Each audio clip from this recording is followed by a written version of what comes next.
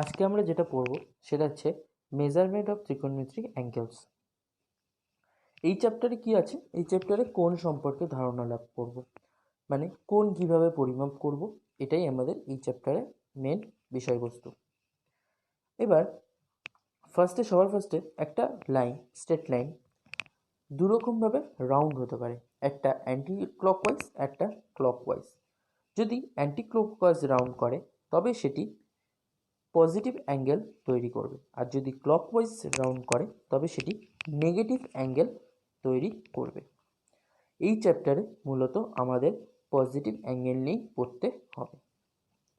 এবার এই angle measurement করার তিনটে পদ্ধতি আছে, তার মধ্যে একটি পদ্ধতি তোমরা সবাই জেনে এসছো, সেটা হচ্ছে সেক্সাডেসিমাল সিস্টেম বা ষষ্ঠিক পদ্ধতি, যেটির ইউনিট হচ্ছে ডিগ্রি।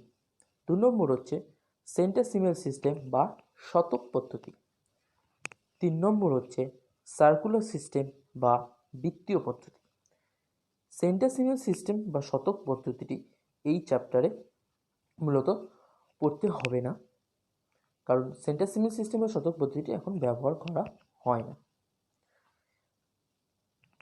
সবার ফার্স্টে আমরা যেটা পড়ব এবার সেটা হচ্ছে সেক্সাডেসিমাল সিস্টেম বা ষষ্ঠিক পদ্ধতি।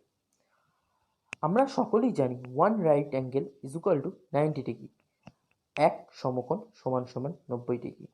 এবার এই 90 ডিগ্রিকে আমরা যদি 90টি সমান ভাগে ভাগ করি, তাহলে যে এক একটি ভাগ পাবো সেই এক একটি ভাগকে 1 ডিগ্রি বলা হয়।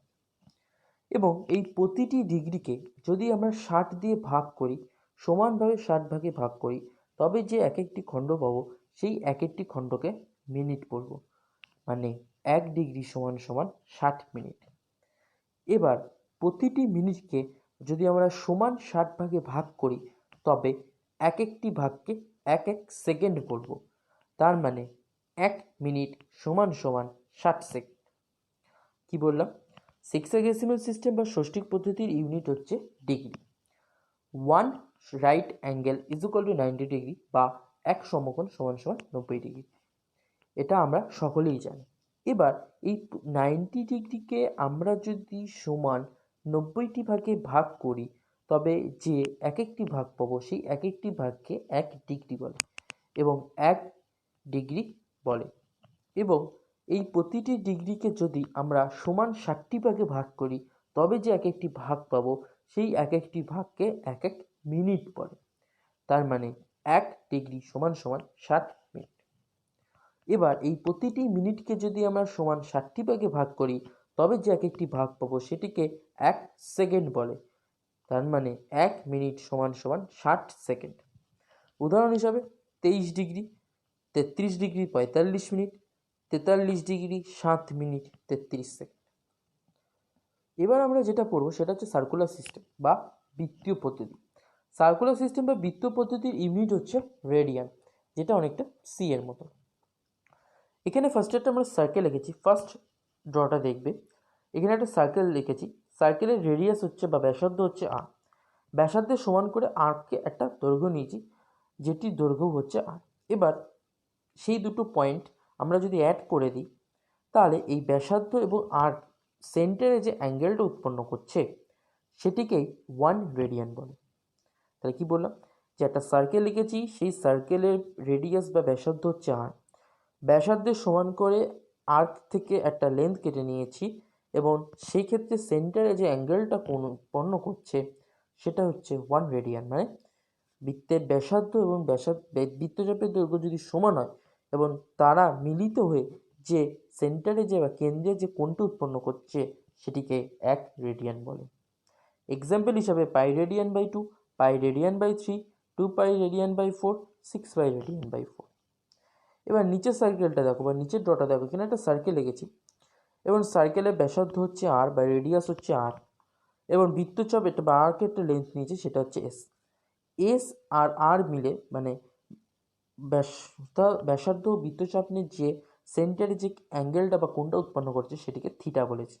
তাহলে আমরা লিখতে পারি S is equal to R theta, মানে থিটা ইজ ইকুয়াল টু বৃত্তীয় পদ্ধতিতে মান। তাই S is equal to R theta কেন?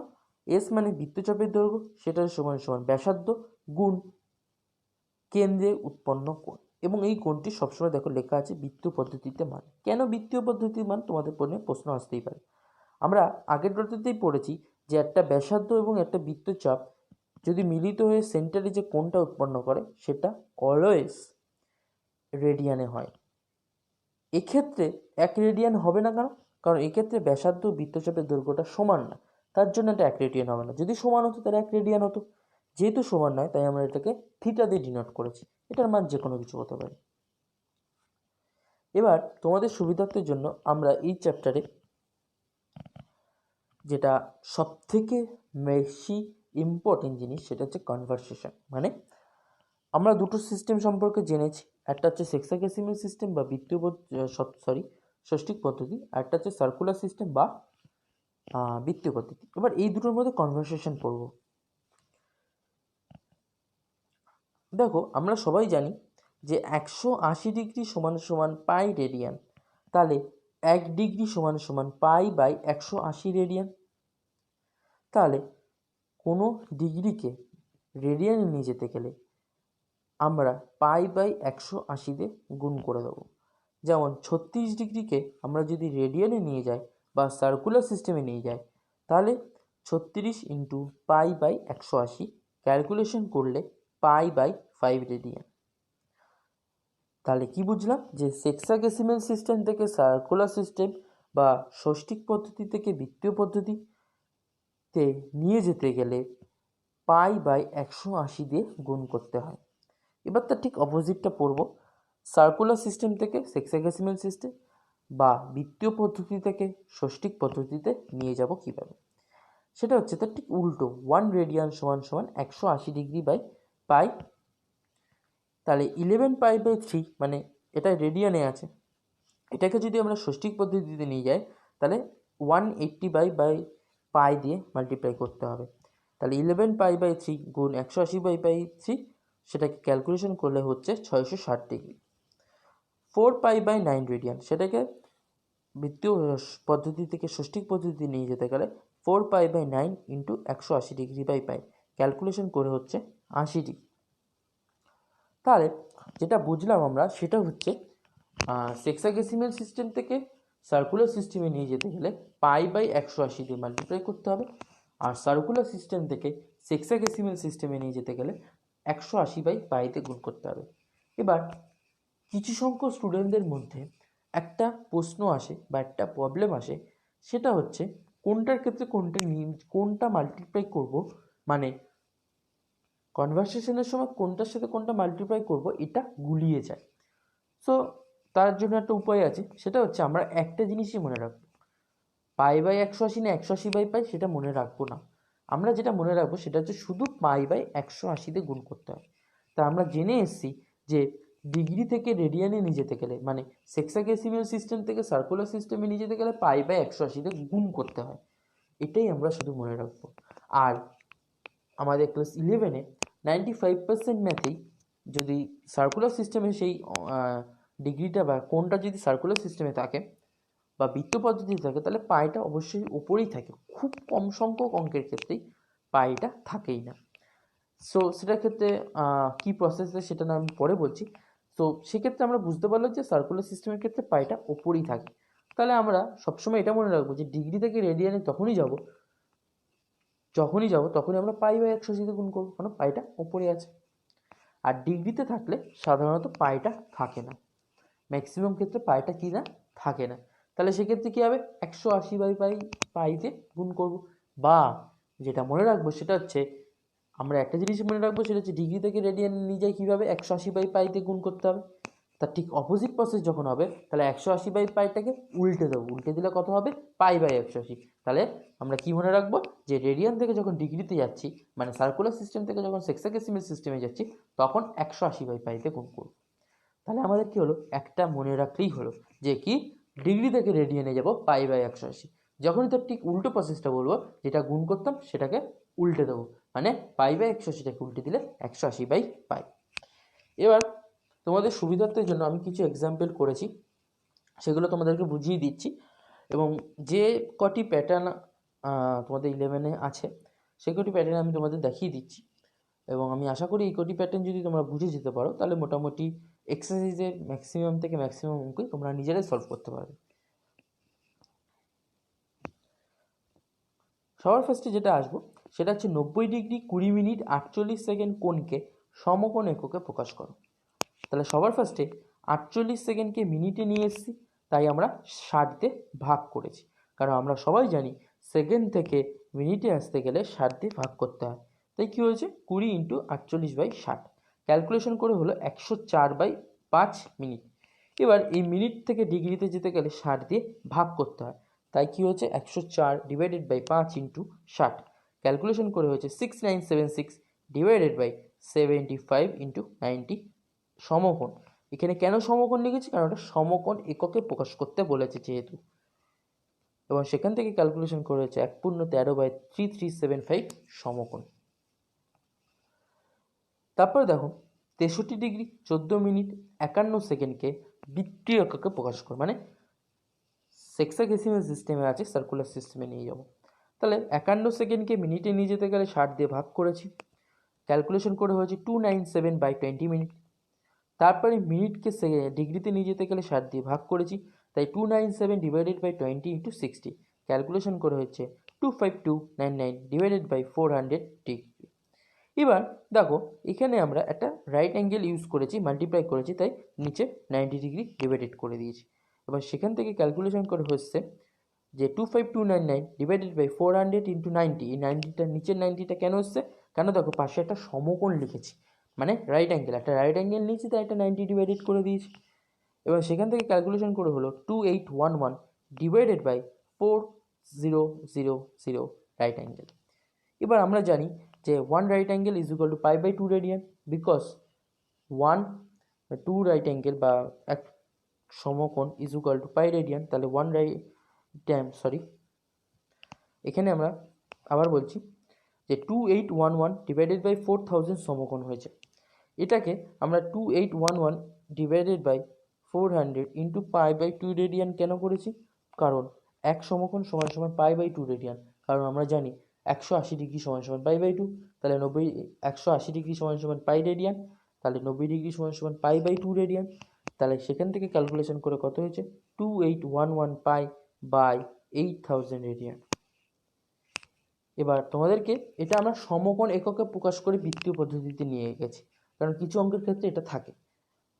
আমরা যদি ডিরেক্ট বলে দিই যে বৃত্তীয় এককে প্রকাশ করো, তাহলে ওই 25299 / 400 ডিগ্রি এটাকে ডিরেক্ট π/180 দিয়ে মাল্টিপ্লাই করে দিলেও আমরা বৃত্তীয় পদ্ধতিতে নিয়ে যেতে পারবো।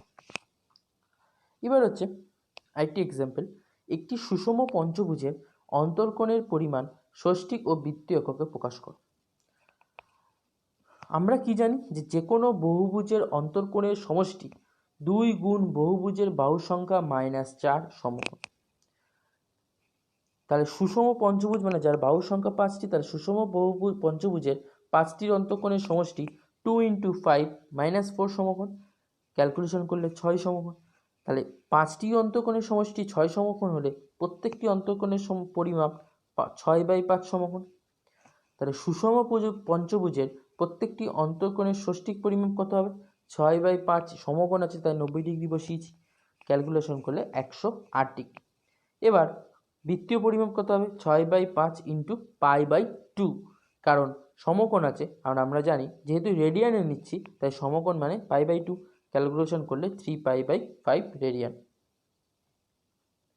এবার যেটা পড়ব, কোনো ত্রিভুজের 3টি কোণের অনুপাত 5:4:3, বৃহত্তম কোণটির বৃত্তীয় মান নির্ণয় করো। ধরি 3টি কোণের মান 5x 4x 3x এবং যেখানে x ≠ 0, যেহেতু এখানে রেশিও বলে দিয়েছে 5:4:3, তাই আমরা কোণ তিনটের মান ধরে নিলাম 5x 4x 3x, যেখানে x হচ্ছে একটি সাধারণ অনুপাত, এবং দেখো এখানে একটি লেখা আছে x ≠ 0। যখনই আমরা কোনো কিছু ধরে নেবো সেক্ষেত্রে না সেই জিনিসটা ইজ নট ইকুয়াল টু 0 আমরা লিখতে পারি, কারণ সেটা যদি 0 হয়ে যায় তাহলে অঙ্কটা কখনোই বাস্তব হবে না। তাহলে আমরা কি জানি যে ত্রিভুজের 3টি অ্যাঙ্গেলের সমষ্টি 180 ডিগ্রি বা π রেডিয়ান। তাহলে 5x + 4x + 3x = π, তাহলে 12x = π, তাহলে x = π/12। এবার এখানে আমরা 5x plus 4x plus 3x equal to 180ও করতে পারি। যেহেতু এখানে আমাদের প্রশ্নে আছে যে বৃত্তীয় মান নির্ণয় করো, তাই একেবারে ডিরেক্ট পাই লিখেছি। যদি বলতো ষষ্ঠিক পদ্ধতি তাহলে 180 ডিগ্রি করো, আর যদি বলতো দুটো পদ্ধতিতে বের করো তাহলে যে কোনো একটা করলেই হবে, যার যেটা সুবিধা হবে সে সেটা করবে। তাহলে x এর মান কত বেরোলো? Pi by 12। এবার আমাকে কি বলেছে? বৃহত্তম কোণটির মান নির্ণয় করতে। তাহলে আমরা এখানে বুঝতেই পারছি যে বৃহত্তম কোণটি 5x, তাই 5 ইন্টু পাই বাই 12 মানে 5/12। এরপর যে অঙ্কটি আসবে সে অঙ্কটি খুব ইম্পর্টেন্ট অঙ্ক, যে পৃথিবী থেকে চন্দ্রের দূরত্ব 385,000 কিমি এবং চন্দ্রের ব্যাস পর্যবেক্ষকের চোখে 31 মিনিট সম্মুখ কোণ উৎপন্ন করে, তাহলে চন্দ্রের ব্যাস নির্ণয় করো। তাহলে এখানে r ইজ ইকুয়াল টু 385,000 কিমি, theta is equal two 31 minute. তাহলে মিনিটটাকে আমরা ডিগ্রিতে নিয়ে যেতে গেলে 60 দিয়ে ভাগ করেছি, তাই 31/60 ডিগ্রি, এবং ডিগ্রিকে রেডিয়ানে নিয়ে যেতে গেলে পাই বাই 180 দিয়ে গুণ করেছি। তাহলে ক্যালকুলেশন করলে কত হলো? 31 পাই ডিভাইডেড বাই 10800। এবার আমরা কি জানি? S is equal to R theta. তাহলে S is equal to R এর জায়গায় 385,000 ইন্টু থিটার জায়গায় 31 পাই বাই 10800। সেখানে ক্যালকুলেশন করে এস এর মান পেয়েছি 3473.1। এটা আসন্ন মানে বেরিয়েছে। তোমরা বাড়িতে সবাই ক্যালকুলেশনটা করবে, তাহলে সবাই বুঝতে পারবে। তাহলে এই চ্যাপ্টারে এই কটি প্যাটার্নেরই অঙ্ক আছে। তোমরা যদি সবাই এই কটি প্যাটার্নের অঙ্ক বুঝে যাও, তাহলে এক্সারসাইজে ম্যাক্সিমাম থেকে ম্যাক্সিমাম অঙ্ক নিজে সলভ আউট করতে পারবে। তারপরেও যদি কারোর কোনো প্রবলেম হয়, তাহলে সে অবশ্যই কন্ট্যাক্ট মি, এবং বুঝতেও যদি কারোর কোথাও কোনো অসুবিধা হয় তাহলেও অবশ্যই কন্ট্যাক্ট মি।